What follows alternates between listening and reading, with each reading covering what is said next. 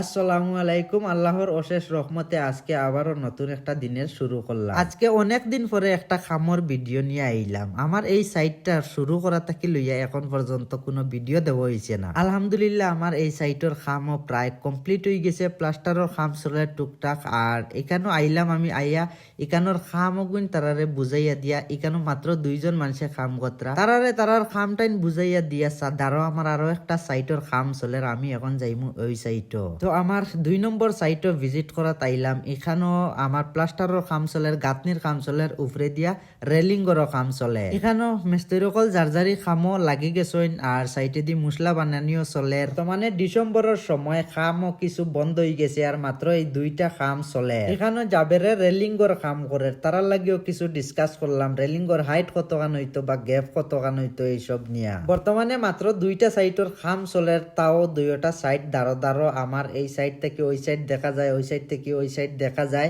যার কারণে আমারও পেরেশানি কিছু কমে গেছে। দুই সাইডের মানুষরে যার যার খাম বুঝাইয়া দিয়া যার যার খামও সব লাগি গেছেন আর এখন রয়েছে আমার খাম। তো আমার খাম হইলো এখানে একটা 5 ফিটিং করা লাগে আর এই 5টা আমি আজকে ফিটিং করবো। এই বিল্ডিংটা হইলো 4 তলা আর আমরা খাম করি আর একবারে উপরের তলা। তো এখানের 5 ফিটিং এর খাম সারা রয়েছে আর আজকে থেকে আমি একটা একটা করে সব 5 ফিটিং করবো। তো প্রথমে এখানেও আমি একটা হেয়ার করলাম, একটা সেদা করলাম যাতে এখান থেকে পাইপটা আমি সুজা নিচে দিতাম পারি। আজকে আমার লগে কোনো হেল্পার নাই, যা কিছু করা লাগবো নিজে নিজে একলা একলা করা লাগবো। তো একটা হোল করলাম উপরে আর এখন এখানে আরো একটা হোল করা লাগে। আর এই জায়গাটা খুবই রিক্সি, 2টা বিল্ডিং এর ফাঁকে একবারে জায়গা কম আর এই জায়গা দিয়ে আমি গিয়া এখানে একটা হোল করবো। খুবই কষ্ট করিয়া 2 বিল্ডিং এর চিফা বাই দিয়ে আস্তে আস্তে আটি আটি আমি আইলাম যেখানে আমি হোলটা করবো ওইখানে। তো এখানে প্রথমে আমি উপরের সেদাটা কিয়া আমি একটা উলুম দিয়া এখানে একটা দাগ দিয়া দিছি,